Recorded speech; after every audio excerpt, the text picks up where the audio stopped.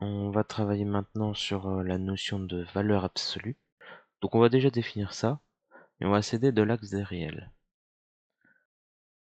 Donc, définition, on prend x, un nombre réel, et on va représenter sur l'axe des réels. Bon, je vais me faire tout de suite le dessin.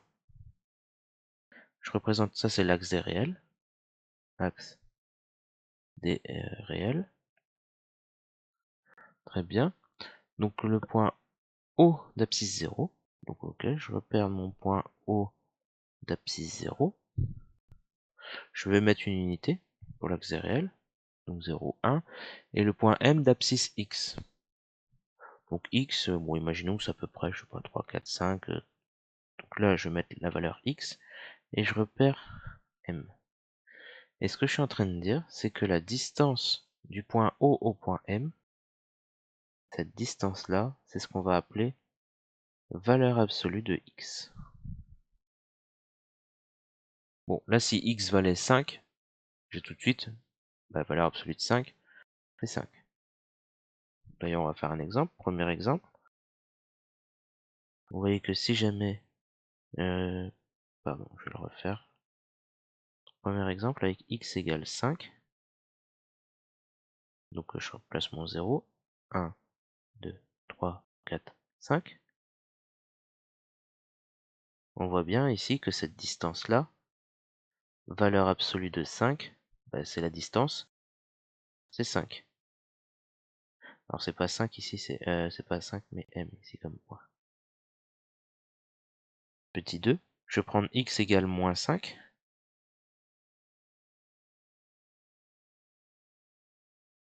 Oui, 0, 1, moins 1, moins 2, moins 3, moins 4, moins 5.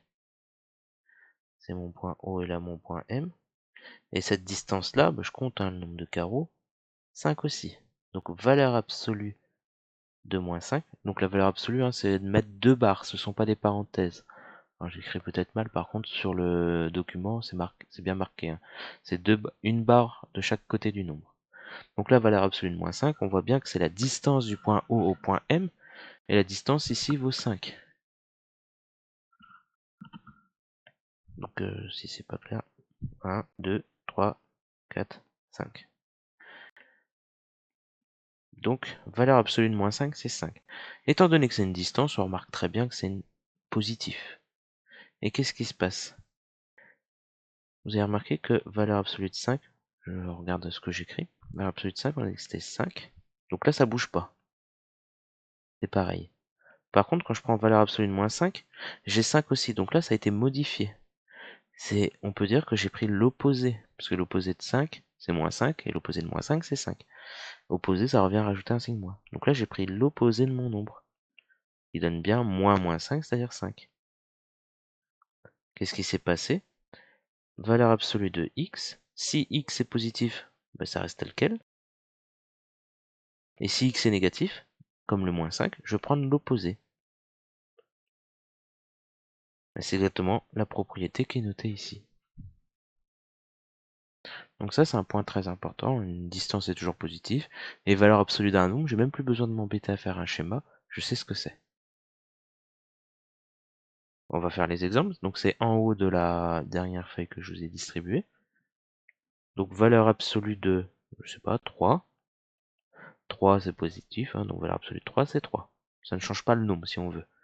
La valeur absolue, on peut voir ça comme quelque chose qui rend positif un nombre. 3 c'est déjà positif, il n'y a rien besoin de faire. Si je fais valeur absolue de moins 2, ça va être moins 2, ça va être 2. Valeur absolue de 3 moins pi, un petit cas particulier, pi c'est 3,14 à peu près, environ, c'est environ 3,14, donc c'est plus grand que 3. Donc vous prenez 3 et vous lui enlevez un nombre plus grand. Donc ça c'est négatif. Donc 3 moins pi, on peut dire que c'est négatif. Si c'est négatif, je prends son opposé. Moins, entre parenthèses, 3 moins pi. Et je vais développer ça avec le moins devant la parenthèse, donc moins 3 plus pi. Je change les signes. Voilà. Intéressons-nous maintenant à la distance entre deux points. Donc, très bien. Je vais faire un premier exemple. Ensuite un deuxième. 0, 1, 2, 3, 4. Je vais regarder la distance entre le point A d'abscisse 1 et B d'abscisse 4. On voit bien que la distance ici, c'est 3. Il y a 3 carreaux. Je peux remarquer que la distance ici, en plus de ça, c'est 4 moins 1. Pas de problème. Imaginons maintenant que j'inverse un peu le rôle de A et B. Donc je les échange. 1, 2, 3, 4. Je vais mettre B ici. Si on applique la formule comme on vient de voir avant, la distance AB, c'est ce que j'ai fait. J'ai pris l'abscisse de B avant en faisant 4 moins 1, c'est-à-dire l'abscisse de A. L'abscisse de B moins l'abscisse de A. Cependant ici, si je fais 1, l'abscisse de A, B, pardon, moins l'abscisse de A, ça va me donner moins 3. Moi je veux pas 3, mais moins 3. Je veux pas moins 3, je veux 3, pardon. Donc si jamais je voulais 3, il suffit de rajouter une valeur absolue. Donc je peux dire que c'est valeur absolue de 1 moins 4. C'est-à-dire valeur absolue de moins 3, c'est-à-dire 3. Et en réalité, la formule, c'est celle-ci avec une valeur absolue. Il faut toujours que ce soit un nombre positif. Donc on peut corriger sur l'exemple à gauche et rajouter des valeurs absolues. Et c'est ce qui va être marqué dans la propriété juste en dessous, c'est que valeur absolue, la distance AB, ici, c'est donné par l'abscisse de B moins celle de A en valeur absolue. À savoir que ce qui joue le rôle de A et de B, c'est pareil. C'est-à-dire la distance, alors là, vous le notez pas, hein, je vais écrire en rouge juste au-dessus, la distance AB, c'est pareil que la distance BA. Donc on pourrait dire que c'est valeur absolue de A moins B. Or, la distance AB, c'est valeur absolue de B moins A. Donc on est en train de dire que ces deux choses-là sont pareilles. C'est normal, parce que si je fais 1 moins 3, 1 moins 4, pardon, ou 4 moins 1, ben, avec la valeur absolue, je vais soit obtenir 3 ou moins 3, et avec la valeur absolue, j'obtiens la même chose. Ben, c'est exactement pareil. Si je prends l'opposé de B moins A, ben, on sait qu'en valeur absolue, c'est pareil. Valeur absolue de B moins A, c'est pareil que valeur absolue de B, moins B moins A. C'est pareil. Par le même principe. Parce qu'un nombre et son opposé ont la même valeur absolue. Et donc, ça, B moins A, moins B moins A, ça fait moins B plus A. C'est-à-dire A moins B. Donc au final, que je mette A en premier, B en premier, ça n'a aucune importance ici. Ce qui est important, c'est de bien mettre la valeur absolue.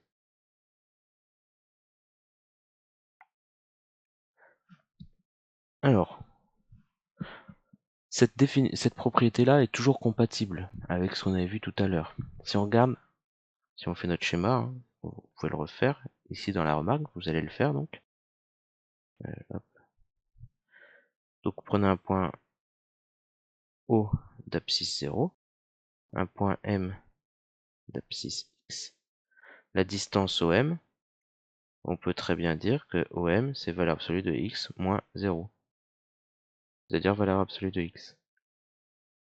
Donc ça sert à rien sur le schéma de tout faire, juste de rappeler comment on fait la distance. Donc comment on place les points O et les points M. C'est valeur absolue de X moins 0, c'est-à-dire valeur absolue de X, c'est compatible avec ce qu'on a vu tout à l'heure. Maintenant, voyons voir comment on fait pour résoudre des petites équations. Vous allez voir qu'on va faire pas mal de petits dessins. Donc premier exemple, on va en faire 3. Alors, on va résoudre valeur absolue de X. Mais on va faire 4. Donc là, je vais en faire 2 ici, 3 et 4. Ce sera plus simple. Si je veux valeur absolue de X égale 2. C'est ce que je suis en train de faire. Je regarde la distance. Ça, c'est pareil que valeur absolue de X moins 0 égale 2. C'est-à-dire je regarde la distance par rapport à l'origine. Comment je fais? Ben, alors, la distance par rapport à ce point-là que je viens de faire, que je viens de placer, que j'ai mis 0, elle est de 2.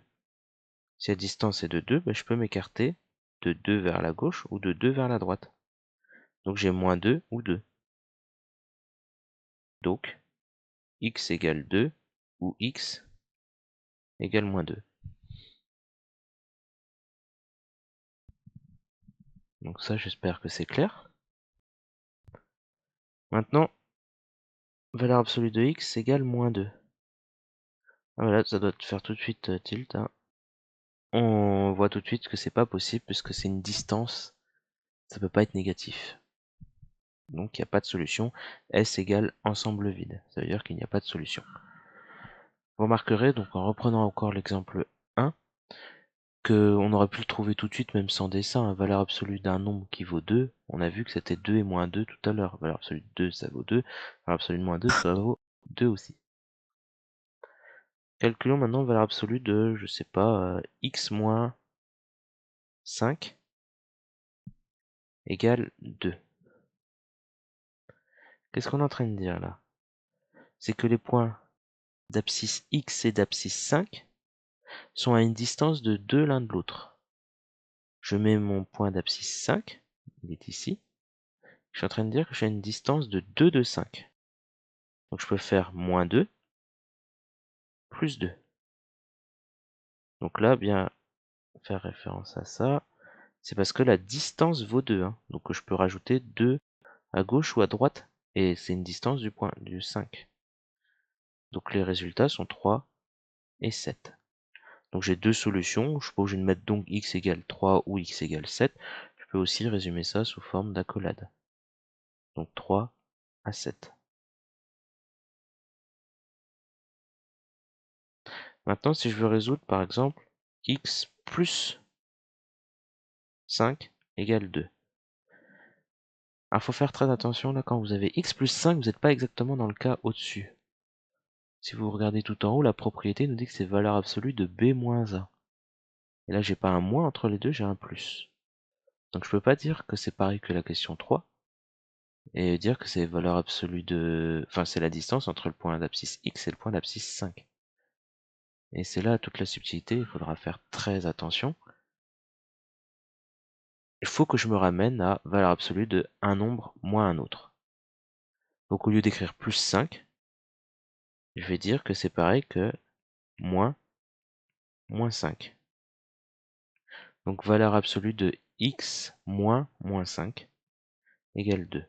Donc là, je me retrouve bien dans le bon cas maintenant. La distance du point d'abscisse x par rapport au point d'abscisse moins 5 est égale à 2. Donc je fais mon axe, je place mon moins 5. L'axe est obligatoire, hein, vous devez le faire. Je fais une distance de 2 de chaque côté du 5. Donc moins 2 plus 2. Et donc là, j'ai moins 7. Et là, j'ai moins 3. Et donc là, j'ai bien trouvé mes solutions. Alors je les avais fait en rouge avant, donc là, je vais les replacer en rouge. Moins 7 et moins 3. Donc mes deux solutions sont moins 7, moins 3. Donc faut être très vigilant à ce que vous faites. Bon, j'espère que vous avez compris. Vous faites les exercices qui suivent. Donc l'exercice 3 de la nouvelle feuille. Et ensuite, il y aura une petite partie course sur les inéquations.